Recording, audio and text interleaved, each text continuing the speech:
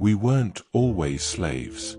We didn't always crawl, eating scraps, living on the fringes of worlds. There was a time when humans had planets, science, a voice. But time took everything. Or perhaps, we let it be taken. The galaxy is vast and cruel, and those without power are crushed. Centuries ago, after the so-called expansion wars, humanity lost its final great battle. Its colonies were dismantled, its ships disarmed, its archives erased, and its people were sold. What remained of the human race was divided among alien empires that rule the galaxy like gods. The Jirak, warlords. The Carrion, masters of psychic networks. The Delsar, faceless technocrats. And the Veran, who buy and sell species like cosmic dust. Each took a portion of humanity as if they were cattle. And for generations, that was life. Human children are born in mines. They learn to walk with shackles on their feet. They learn to speak only when allowed. The sky, to them, is an abstract concept. Freedom is a forbidden word. And earth, a myth. A sound lost in echoes.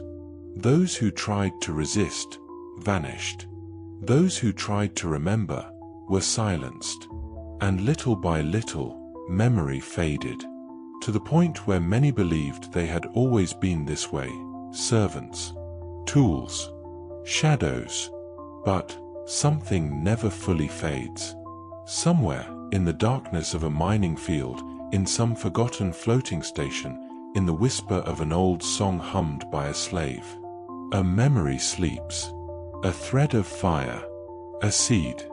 And in this galaxy of oppressors, domination, and silence, an echo is rising to break the chains. Not with armies, but with a single life, a single cry, a single boy, born among stones, but carrying within him the void. On Draven 9, there were no mornings. The sun never rose. It was a stone planet, cloaked in dark dust and toxic gases, orbiting a dying star that gave no warmth, no light. Everything there was grey, dull, dead, except the mines. The mines never stopped. It was there that Arion was born. Not in a hospital, not in a home, but deep inside a mining chamber, among roaring machines and muffled screams. His mother died giving birth. Her name was never recorded. And the father, no one knew, no one asked. He was left in a supply container until a group of miners found him, still alive, still crying. They gave him a name. Arion. It means born from nothing in the old language of the free humans. He grew up alone, learned to walk among cables and debris, spoke little, ate less, watched everything. By 5, he was operating machines. By 6, hauling ore. By 7, digging like any adult, or dying. Draven 9 made no distinction between child and slave. You produced, or you vanished. There were others like him. Children without pasts, adults without hope. Men and women with dim eyes, staring at the metal ceiling as if searching for stars that didn't exist. But Arion was different. He said nothing, but he felt everything. The sound of dust falling, the vibration of the beams, the silent rage of those who wanted to run but had forgotten how to move. Then came the night of the collapse. A landslide, an internal explosion. The mines began to crumble. Hundreds died, and Arion, only 13, was trapped beneath tons of rock. But he survived. For hours, alone, with no air, no light, something inside him awakened. He heard a sound, an echo, but not from the environment, from within. And in that moment, for the first time, Time stopped. When they rescued him, the colony's clocks had frozen for 3 full seconds. No one understood. But a guard had died, his body intact, his mind shattered. And Arion was untouched. Sitting, eyes wide open, wearing an expression that no one ever forgot. It wasn't fear. It was silence. A deep silence, like the void between stars. On the colony of Draven 9, executions were routine, quick, silent, and exemplary. They were the constant reminder that no one there mattered, that everyone was replaceable, that any act of disobedience, or even just a suspicion, cost lives. That day, Arion was 13, and someone accused him of insubordination. A lie, most likely, or just fear of someone who had begun to look up at the sky too often. The guards dragged him to the command clearing, a circular space stained with rust, with a central pillar where enforcers used pulse weapons to eliminate unproductive elements. The crowd gathered in seconds. No one spoke. They just watched. They had seen children die there before. Arion was just another one. The Jirak executor readied the shot, aimed, charged the weapon, and smirked with contempt. Arion, chained in the center, didn't scream, didn't beg.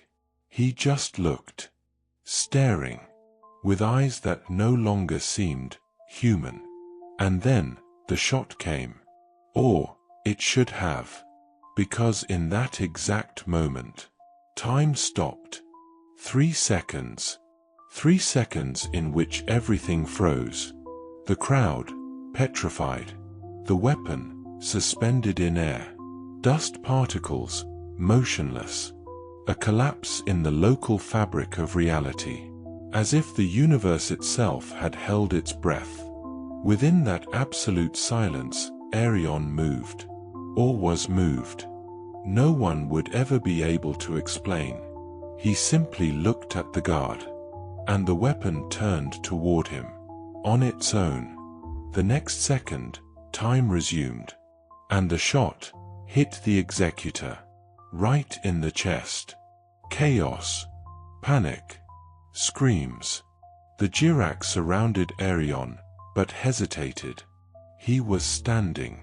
The chain had shattered, and the energy around him vibrated. As if the air had grown heavier, denser, more alive. No one understood what had happened, but everyone saw it. And the rumor was born then and there, among the stones and the fear. The boy stopped time. He killed with a glance. He came from the void. That night, Arion was isolated, but not in fear. He sat in the darkness of his cell and stared at the ceiling, closed his eyes, and felt. He felt space, felt the absence between atoms, felt that, for a moment, the universe had listened. And for the first time, he had listened back. After the incident in the clearing, Arion was kept under maximum surveillance. But no one dared to touch him. Not even the guards. They called him open, as if he were a tear in the fabric of reality. As if he were in contact with something their eyes couldn't see, but that made them tremble. For weeks, Arion was moved between forgotten sectors of Draven 9, isolated places where the infrastructure was so old that even the control sensors failed. There, in the metal basements and rusted corridors, he found something that shouldn't exist. Old archives. Lost records from the time before humanity's enslavement. Expedition logs, genetic documents, signs that humanity not only knew about the alien empires, but had participated in experiments with them. In a sealed chamber, where the ceiling threatened to collapse with every step, Arion activated a broken terminal. The interface flickered, full of fragmented code. But among the corrupted data, one word kept repeating. Viren. The Viren. A forgotten civilization. Extinct. Little was known, and what remained had been banned.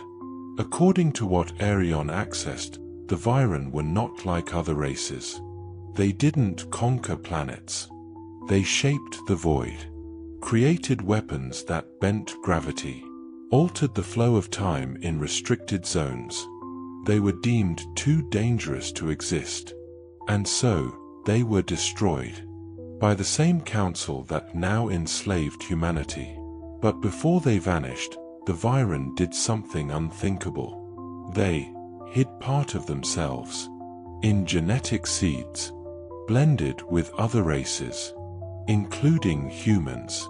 Arion understood what that meant. He was a descendant, not just a human with a strange gift, but a bearer of legacy, a child of the void. His abilities, the suspension of time, the perception of space, the breaking of chains, were not accidents. They were inheritance, programmed to awaken when the universe needed them most, when oppression reached its peak, when someone screamed loud enough. Arion left that chamber with burning eyes, not from pain, but from understanding. He was no miracle. He was memory. And now that he knew who he was, nothing could stop him. No matter how deep you bury a seed, it still tries to grow. The news spread through the cracks of Draven 9 like dust carried by wind. A boy who stopped time. A slave who killed a Jirak without lifting a finger. A human, feared by his own oppressors. They called him many things: the void, the sun, the echo, the rift. But everyone knew the name. Arion. The whispers began as legends among the miners, turned into rumors in intercepted communications from neighboring colonies, reached cargo ships where human refugees still told stories of Earth as if they were fairy tales. And soon, the whispers became invitations, calls, pleadings. The first to find him was Eris Val, a psychic network engineer pretending to be a slave in the mines. She knew who he was before he did. She had been tracking Viren activation signals. When she found him, she simply said, "You weren't made to hide." Then came Tolan Grell, a former pilot of the old Human Alliance fleet, missing since the fall of Vega Primus. Tired, wounded, but with eyes still burning. When he saw Arion, he smiled for the first time in years. The flame still lives. And then, Myra, a quiet doctor, who cared for forgotten orphans in a ruined station. She brought food, weapons, and stories. Stories of the Viren. Stories of Arion. He listened to it all. But he didn't respond. Because he still didn't see himself as a leader. Didn't want to be a symbol. He just wanted to breathe. But the universe didn't offer that luxury. Slowly, a cell was born. In the sores of Draven 9. In the cargo holds of ships. In hidden code pulses across transmissions. They had no flag. No weapons. But they had something the empires could not destroy. Will. Arion trained in silence. Learned to listen to the void.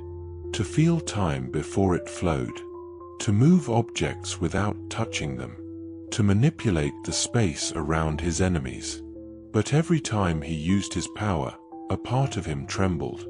Because deep down, he knew this was only the beginning. And what was coming would change the galaxy forever. It was on Saturnox Delta that everything changed. An industrial planet, half machine, half prison, orbiting a dead star.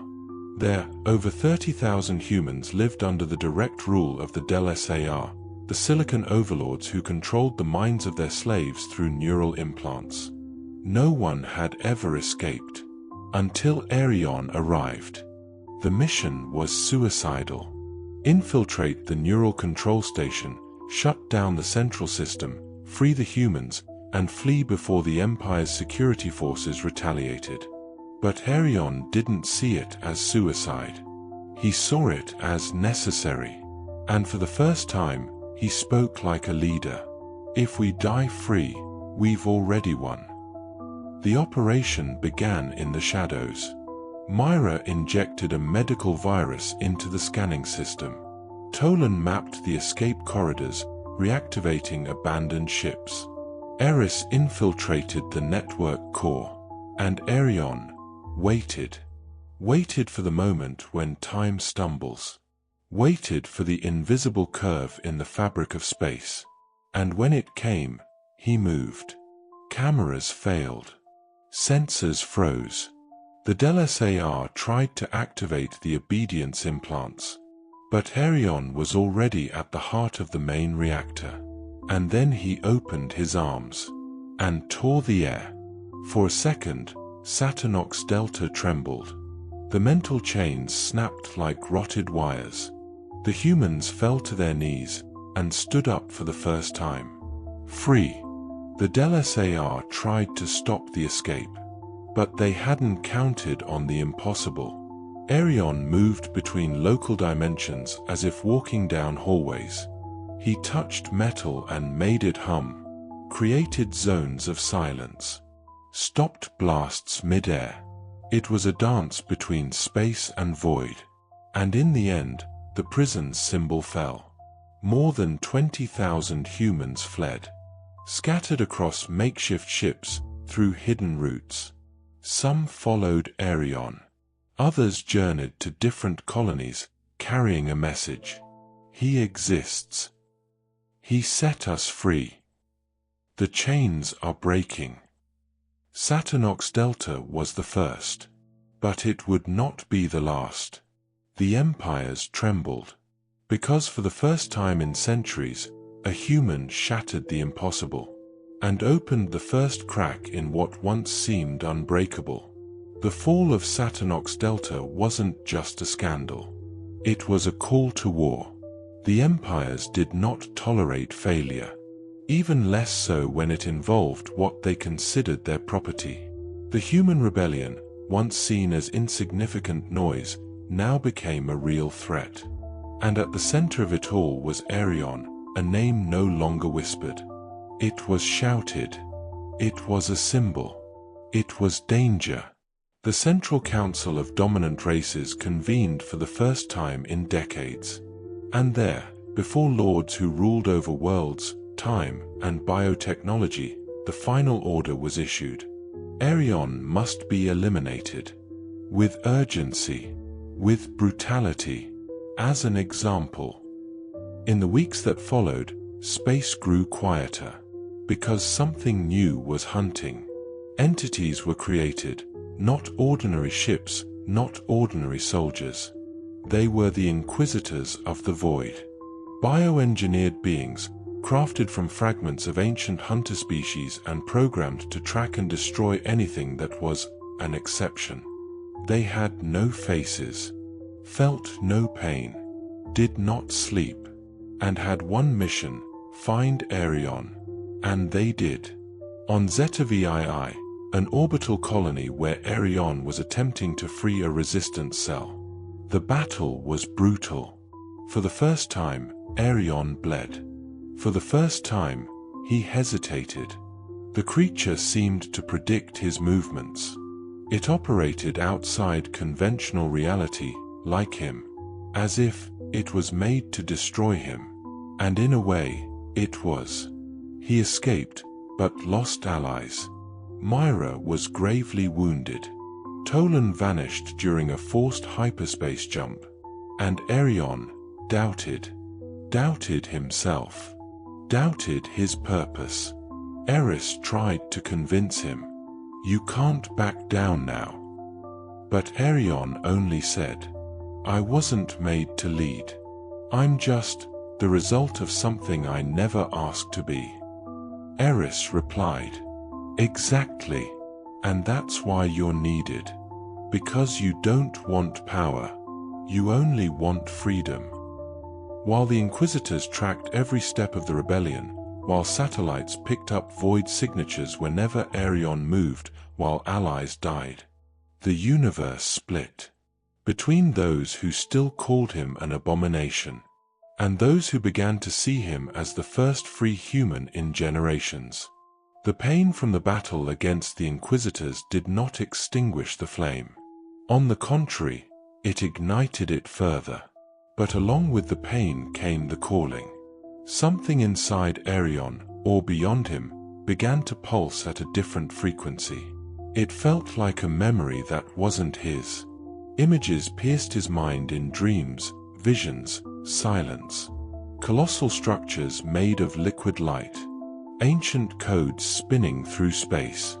A voiceless message whispering, "Return to the beginning." Arion followed that instinct to the farthest edges of known space.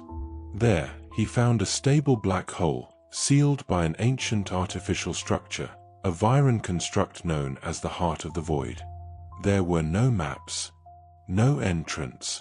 But as he approached, the defenses opened, as if recognizing something dormant within him. Something from the structure itself. Inside, he found the remains of a floating city. Fragments of Viren knowledge, preserved in the vacuum, vibrating in rhythmic patterns. And at the center of it all, a capsule of living energy. Upon touching it, Arion was hurled into a vision so real that it stole the air from his lungs. He saw the past. The Viren lived in harmony with space. They created technology that didn't just operate in the void, it felt. They could bend reality around them, not as brute force, but as a natural flow. But the empires feared them, and betrayed them.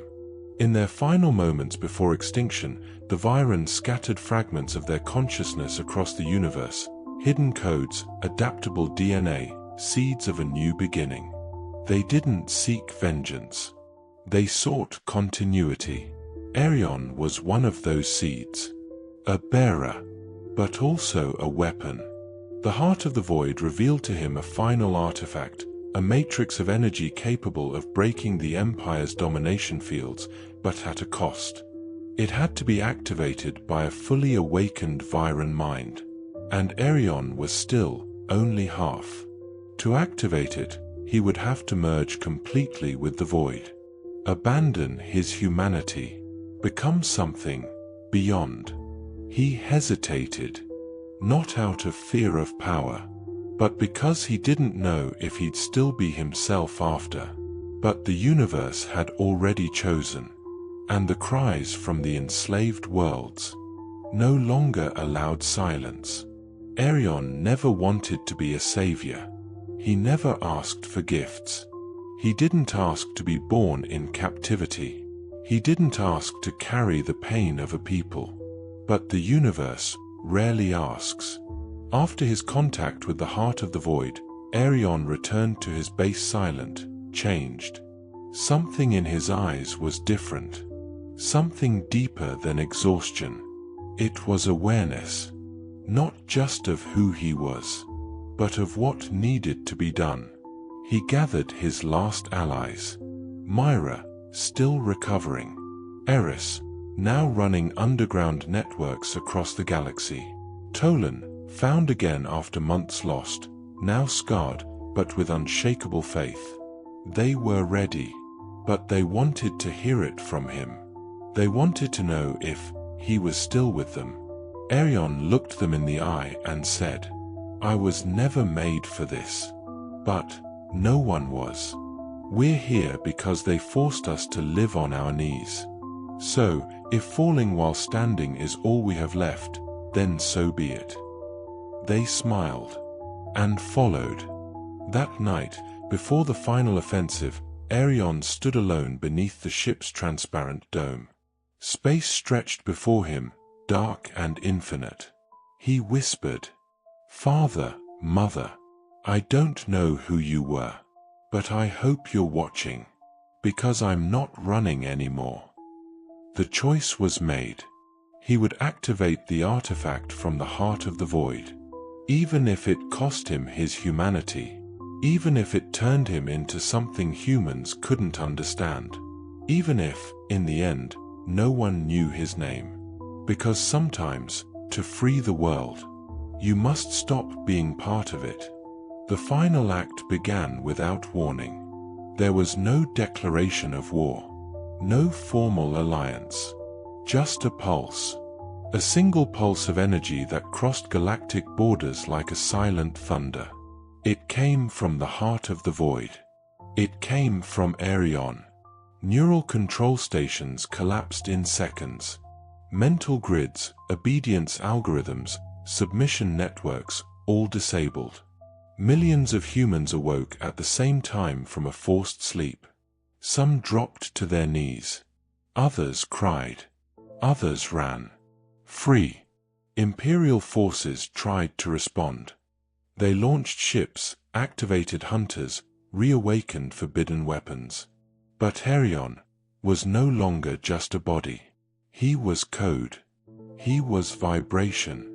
He was part of the very fabric of space.